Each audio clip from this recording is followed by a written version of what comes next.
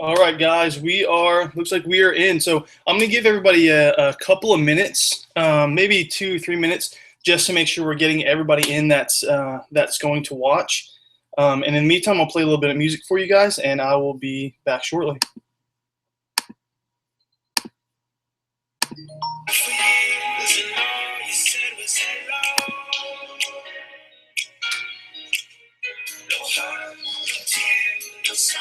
Just hello.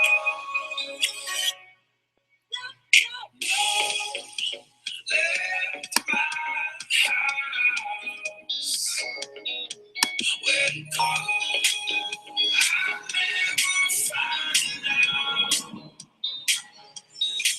I've been going all you said was hello. Tears, smile, just hello.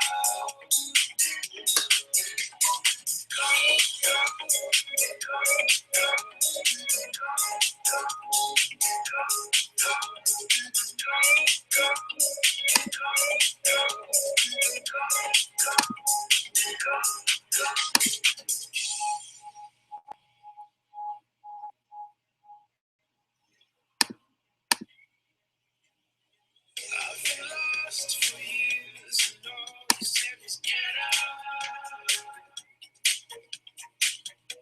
Drain the fear, still you said get out. Turn me down. When cold, I'll never find out. I've been going and all you said was hello. Tears, smile, just hello.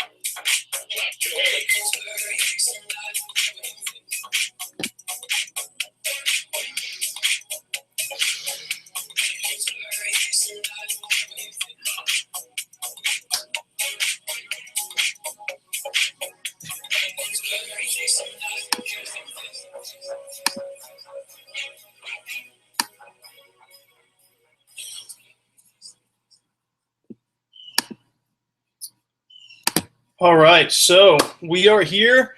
Guys, welcome to the Flexible Dieting Nutrition Without Restriction webinar. This is a teaching webinar, so my goal here is really just for you guys to leave learning a couple things, and also with some action items, things that you can take away and actually do some applicable actions with. So guys, my name is David Archer, and today I want you to learn about the 4 pillars of what we call flexible dieting. So just to start, let me get back to my slide here. All right, so question is, who can benefit from this brief little webinar? So really, guys, it's anybody that wants to learn about nutrition, anybody that wants to get healthier, anybody that wants to improve performance, change body composition, anybody that, most of you know that for the majority of what I do has to do with competition and stage athletes. So this has to do with athletes, anybody that wants to coach somebody, or if it's just helping a friend, a loved one, somebody get healthier, improve performance, or change body composition. Guys, everybody's going to eat every day anyways, so this is basically a really easy, powerful way for you guys to use a simple strategy of day-to-day understanding in order to bring yourself closer to that physique or that body that you know that you can have. So a little bit about myself. After college, I went through, first of all, most of you guys know that I got my degree in exercise sports science, right? And after college, I found myself in a place where I was supposed to have studied this amount of knowledge. I was supposed to have, learned X amount. And at the end of it, I felt I'm honestly kind of robbed. It was definitely like a very sobering experience to say, well, I've got this degree, but I can't say I really learned all that much. So, have any of you, I guess real quickly, I should make sure that everybody just hit me a yes on the chat if you guys can hear me. There should be a little chat bar to the side if you guys can hear me talking. Anybody, can you hear me? Are you there? Maybe, maybe not. Okay, I'm gonna assume at least a couple of you guys can hear me. But I was also looking for a little bit of the feedback, wondering, had you guys been through just like this horrible experience of going through a process, putting the effort in, and then coming out and not receiving the benefit or not getting what you hoped to get out of it? So a little bit after that, I found myself working as a sports nutritionist at a local supplement shop here in town. Got a chance to work with a couple of competitors. They suggested I get on stage. It was a really awesome experience. But again, through that process, a lot of hard training, a lot of paying attention to my food. But again, I didn't really know what I was paying attention to. And ultimately, all those experiences have sort of culminated into me getting to this place where now I want to make a webinar. Basically, I want to deliver this information in a way that it is just crazy easy for you guys to understand, in a way that is super effective. And ultimately, this is, as I've got down here, this is my calling. This is something that I want to do for you guys. I want to empower you guys.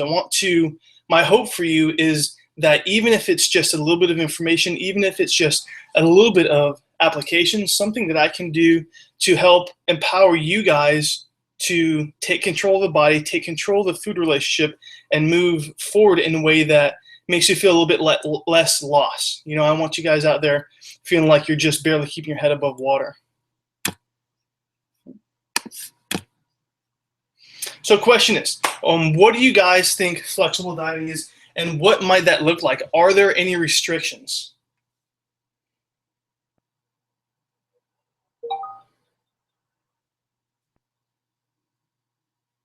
Okay, good. Looks like you guys can hear me. That's weird. So I'm looking at this, and I got information on my phone, but not on the screen. That's super weird. Okay, so most of you guys who are listening right now are already clients of mine, kind of in the group. So this is definitely going to be less, if it's all right, I'm probably going to talk a little bit fast, but this is going to be less formal, just because I want to make sure I'm giving you guys the information. So, I guess that's for me to enter it. Okay, so again, quick question, guys. What do you think flexible dieting is, or what do you think that might look like for you? So yeah, it's kind of a trick question. Flexible dieting, are there restrictions?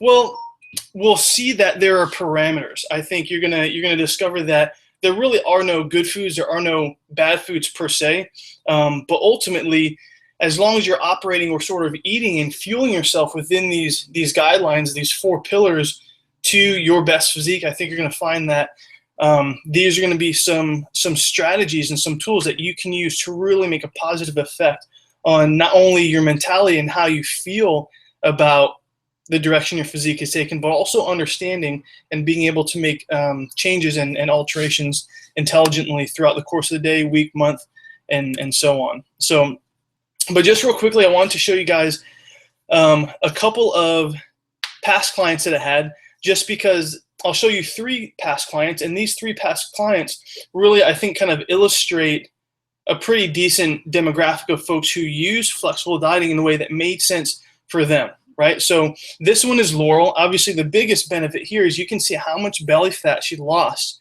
while using this flexible dieting, and I put 3 points up here. She was a regional sales, and I want to say it was for medical. I think she was a regional sales manager for medical device. It was something where she was in her car an awful lot, on the road an awful lot. So she was sitting, making phone calls, really kind of a high stress job. So for her, the 0 food restriction really worked out.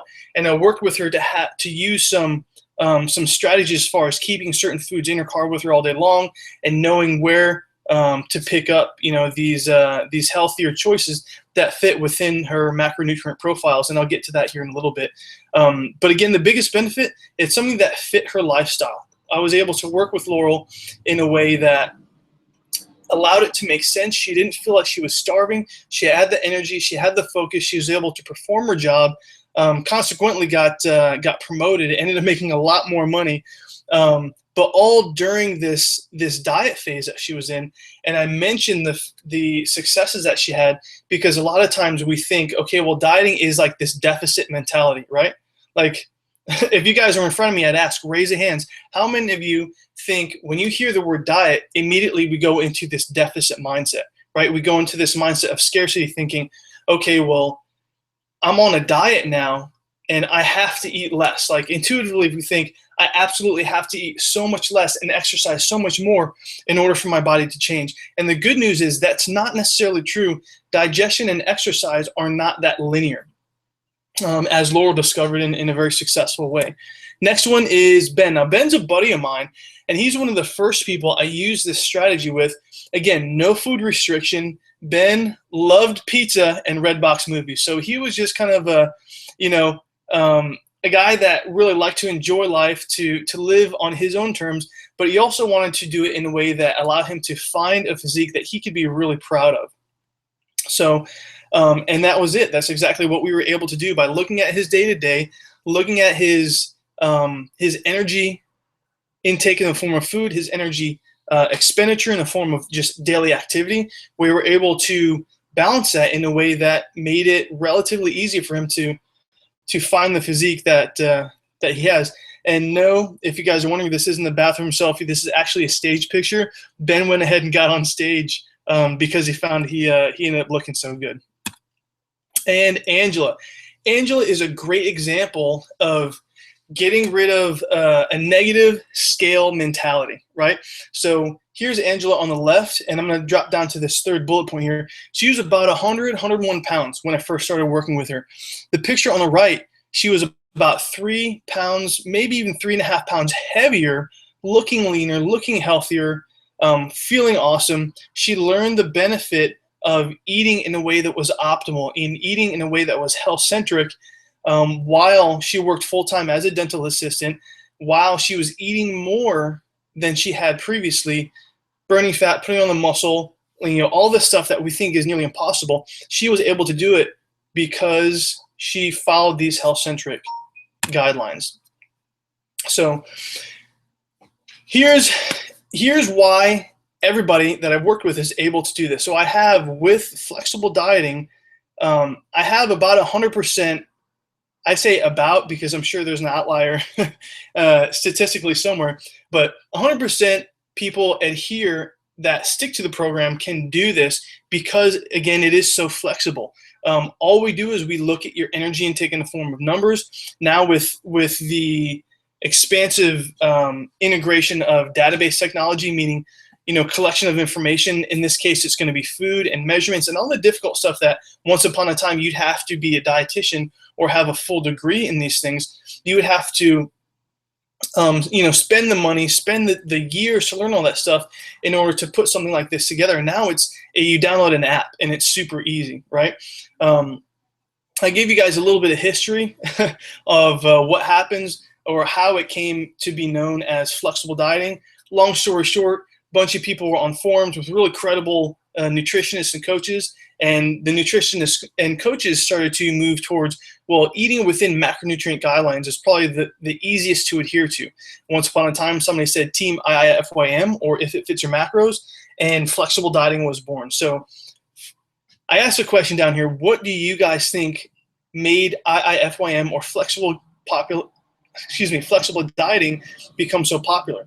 And for me, the simple answer is that it's flexible. It's not a food list of tilapia, chicken, brown rice. You're not eating the same crap that's boring all the time. Yeah, it's important to eat within a whole foods mentality, but eating this way is lifestyle friendly. And I think you guys are going to see that as we move forward.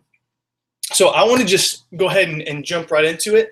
The 4 pillars of flexible dieting. Now, for me, these are the umbrella statements. These are the big picture things that I really want you to think about and take away in order of importance. And that's the way that your body and brain look at these things physiologically, in order of importance, to make sure that you're remembering these. And I'll review these with you in the end. But the first in order of importance is energy balance. Energy balance, I mentioned it already. It's energy in the form of food, energy out in the form of activity. Macronutrients, carbs, proteins, and fats. I'll go over that in a little bit of detail with you. Third in order of importance is micronutrients and supplementation. And then finally, lifestyle and adherence. And what that really speaks to is what's your day-to-day, what's your schedule, what type of stresses do you have, what type of relationships do you cultivate, what makes you you. And then looking at that whole puzzle, how can flexible dieting, or where can flexible dieting work for you optimally? So quick moving on to pillar 1, energy balance is metabolism. Now, you don't have to remember these points, but I want to give you some of the detail so that it makes sense to you. So metabolism, meaning all energy activity within the body, is called basal metabolic rate. So if you were to wake up in the morning and do nothing but lay in bed and consume the required amount of food every day without any additional activity, literally just chewing, it would be considered your basal metabolic rate. Then we take any activity, brushing your teeth, walking in the grocery store, any working out you do, playing with the kids, any activity above and beyond what happens outside of basically laying in bed awake is considered daily activity, right? And so we put those two together and we call it your total daily energy expenditure. Now, what does this mean for you? This means you get a certain number of calories that you need to eat every day, and that's not anything new to us. Most of us are familiar with or have at least heard of some of the benefits of counting calories. And again, I've got a bullet point down there: energy in the form of food versus energy out in the form of activity. So this is super, super simple, guys. Pillar 1, energy balance, is just that. It's really just a numbers game. So the question is, how much should I eat? Well, I'm going to give you guys some resources here in a little bit. But a lot of things come into play that make you an individual: your age, how long you've been training, what type of training you're doing, what type of environment you're in, mentally, emotionally, socially, daily stress, all the things that kind of add to what happens internally with you physiologically. So let's go ahead and move on. Pillar number 2, macronutrients. These are carbs, proteins, and fats. Again, most of you know, even some of you that are already my clients, you know how to track these because we use the app, because it's super easy. But what are they really? So let's dive into that a little bit. Carbohydrates. Carbs are your body's primary fuel source and your brain's only fuel source, right? So these are the things whenever energy dips and you're like, oh man, I haven't eaten in a while, or in the middle of a workout when energy starts to dip and performance starts to suffer, typically because glucose or energy in the form of carbohydrates has been depleted.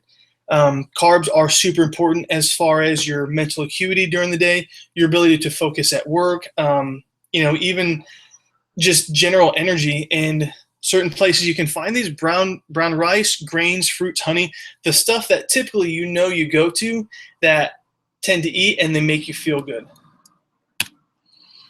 And proteins. So proteins, I want you to think about proteins as their main job is to maintain and rebuild damaged connective tissue. Now, if you have a scar, maybe you got cut, on your arm or something, and it kind of scarred over, that's amino acids which are broken down from proteins. Hair, skin, nails, ladies, that's all amino acids and proteins. Where can you find them? Chicken, black beans, tofu, meats, fishes. Typically the average American diet does get a sufficient amount of protein, so that shouldn't be really anything new to you guys. And what are proteins really? These are bundles of amino acids used in nearly every single metabolic function in the body. So protein, think of it as, there's a limit, there's a minimum amount of protein that you need to eat every single day in order to keep things functioning optimally. And finally, fats. Think of fats as another form of compact energy. We know that fats are a higher calorie yield, meaning your body takes a little bit longer and it's a little bit harder to break them down than carbohydrates or proteins. Where can you find these? Oils, nuts, avocados, dressings typically are high in fats. Obviously, if you're cooking a steak, that gristle on the side, that's not the healthiest type of fat by any means, but it's still a fat. And why are fats important? Because they dominate energy at rest, meaning if you're not training and you're just kind of sitting at the computer and working or kind of reading a book in bed, you're not active, so your body's going to use fat as that optimal fuel source. And it's also super important in hormone function as well. All right, pillar 3. And guys, stop me. Go ahead and leave me a note or something in here. There should be a sidebar where you guys can type in. If I'm moving too fast or if you have questions, please type something in and let me know so I can pause and make a clarification for you. So pillar 3, supplementation. This one is definitely open to interpretation. However, there are some basics that are important to have. And I want you to think of supplementation right off the bat as something that goes above and beyond your actual diet, or something that might plug some deficits. If you're stuck inside in front of a computer, like a lot of folks, in corporate America, you're not outside, you're not developing a lot of vitamin D3. So maybe D3 is a supplement that will make sense for you. If you are outside an awful lot and you do a lot of manual labor, minerals, vitamins are going to be quickly depleted. Antioxidants are going to be quickly depleted. So doing some sort of multivitamin is going to make sense for you. And so here's a couple of questions that are important to ask yourself whenever you are looking at taking a supplement is, does it show a significant benefit? Meaning, if you take this product, is it something that's definitely noticeable? Some supplements, they claim the world. Some of them are very subtle and say, hey, you're going to notice, if you do a blood test now and a blood test in 6 weeks, you'll notice a difference. So just kind of, buyer beware on those things. And then also, does it align with your goals? If you, let's say you go into a store and you're looking at all the different supplements and you look at buying creatine. Well, creatine, we know, is something that's clinically used to help make you stronger. Well, if strength is not necessarily a significant goal of yours, it doesn't necessarily make sense to use that particular product. So just kind of use common sense when it comes to that. And if you're a supplement user like I am, I've got protein, the glutamine, multivitamin, fish oils. As I look at a supplement for myself, I ask myself, do I really need this product? Is it something that's definitely going to benefit me, make a significant benefit me right now? And does it align with my goals? So 3 pretty important questions that you want to really easily consider whenever you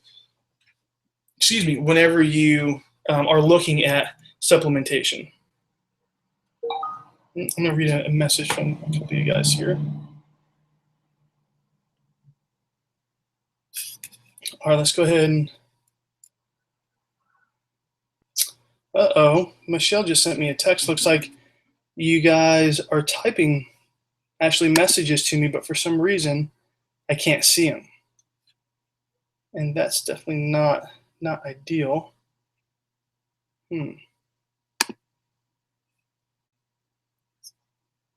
Well, that's not working either. Okay, I'm going to try to fiddle with this at the end, guys, because I do want to get some questions and I do want to answer those for you. And I think there may be an option in here that I can do that. So let's go ahead and move on. Lifestyle and adherence. So again, I kind of touched on this before. Pillar 4, this is going to be a little bit different for everybody. So it's really important for you to kind of identify, what your day-to-day looks like, what's important to you, what things are going to make sense to you as far as your meal timing. So I know for myself, I get up in the morning and typically I get hungry super early in the morning. So I'll get up and I'll make sure I have a big breakfast. Some of you, I know you get up and it's like in 15 minutes after you're done using the bathroom, you're with the kids, you're getting their food ready, they're going to school. Before you know, an hour and a half has gone by before you've gotten anything to eat. So, and maybe your day is like that. Maybe your day is a little bit slower afterwards. So just kind of look at where you can plug those meals or those snacks day to day in order to hit those minimums. What kind of balance is most important to you? How fast do you want to see results? Devise a realistic timetable. I kind of read through those last 3 bullet points really quickly because they all go hand in hand, right? And so it's important I keep saying that it's important, but it really is for you to be able to sort of write down or discern, what is my timetable? What is my goal? How quickly do I want to meet that? And is it realistic?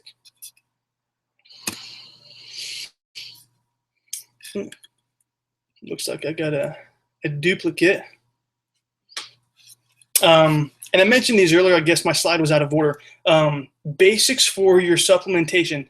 Doing a liquid or a powdered multivitamin. Guys, so important for you to avoid the compressed tablets, okay? Typical clinical reference on a compressed tablet for any multivitamin is about 10 to 12% absorption to your body once it gets through that hydrochloric acid or that acidic environment in your stomach. And the reason for that being is that you get that pill and it says, if you ever look at the bottle, it's like 1,300% of this vitamin, 8,000% of, another mineral or vitamin. And that's because once that pill goes into the stomach, it has to sit in that acid and wait for that pill to be denatured, which are often filled with, unfortunately sometimes metals, but definitely fillers to keep some of those synthetic nutrients together. So be sure that you're doing some sort of ideally organic liquid or powdered multivitamin, because that way it gets right into the bloodstream. And not only are you getting what you're paying for, but you'll notice a difference. Some sort of powdered protein, especially for those of you who have a hard time getting enough protein in. And I mentioned earlier, vitamin D3, just a whole host of benefits there. Okay, so quick review, guys. I want you to remember that energy balance equals energy in the form of food and energy out in the form of activity, right? Carbs, proteins, and fats are pretty much in everything that we eat. There's always going to be some sort of overlap. And optimal macronutrient targets will differ, meaning how much of your carbs, proteins, and fats should you be eating. So what's next? I'm going to go ahead and jump right into, I'm challenging you guys. I would love for you guys to do something moving forward that is going to help you understand and help you with a daily application of managing your macronutrients. So discover your energy balance today by doing one of the following things. You can visit one of these, I think I've got these resources down here. Yeah, visit one of the listed resources that I'll show you here in a second. Begin tracking your calories to find out where you stand. Or if you don't want to do the extra work, do like most of you already have and hire a fitness professional. Hire somebody that can manage those things for you and say, hey, all I want you to do is use this application, hit these numbers, and I'll take care of the dirty work, right? So resources. Here are a few really cool websites that you can that you can visit. One is eatthismuch.com. I really like this one because you can go in and put in a certain calorie count. You can say, hey, I want to eat only paleo, or I want to eat vegetarian, or I'll eat anything, and give them really any detail of macronutrient breakdown, and it will auto-generate a really creative menu for you. IIFYM.com, they're pretty good at helping out in rather showing you, what macronutrient breakdown is going to make sense for you based on your goal. Is it to add lean muscle, or is it to lose fat? And then the app that I have everybody use is MyFitnessPal. Super easy to use, really user-friendly. Yeah, there's in-app purchases, but there's really no need to use those things. And this is an open source database, meaning it's based on the information of the people that use it. And so the accuracy here really is pretty on point. So guys, that's really it. Like I said, in the email I sent to you, it's going to be really short webinar today. So I just wanted to thank you for being here. Hopefully some of the information I gave you, I know I ran through it quickly, but hopefully some of the information was helpful. If you have any questions, here's my cell number. I'll leave it up there for a little bit. My website, prettyfitnet.net, and my personal email, you can feel free to message me here if you have any questions. And so I'm going to leave this up here for a second just so I can fiddle with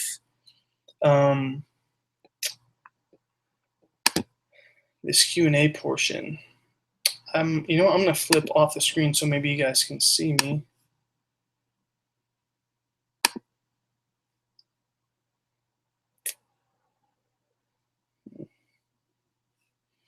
No, it doesn't look like this is working. Chat. Okay, so I'm going to type something in.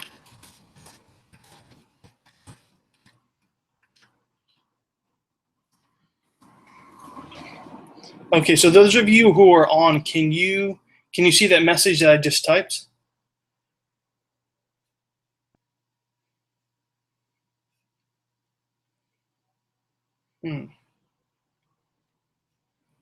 Yeah, it's definitely not looking like, for some reason, I'm not able to receive information from you guys. Okay, well, I guess, guys, we're just going to have to chalk this one up to technical difficulty. We're definitely going to have another webinar sometime soon. It'll be a little bit longer and likely to expand on some of the topics I touched on today, so that way, those of you who are already working with me can have a better understanding, and those of you who aren't working with me yet can at least begin to build your reservoir of knowledge when it comes to, or add to your knowledge when it comes to nutrition and flexible dieting in general. So, guys, that'll do it for the webinar. Again, thank you for joining, and I will hopefully hear from you soon.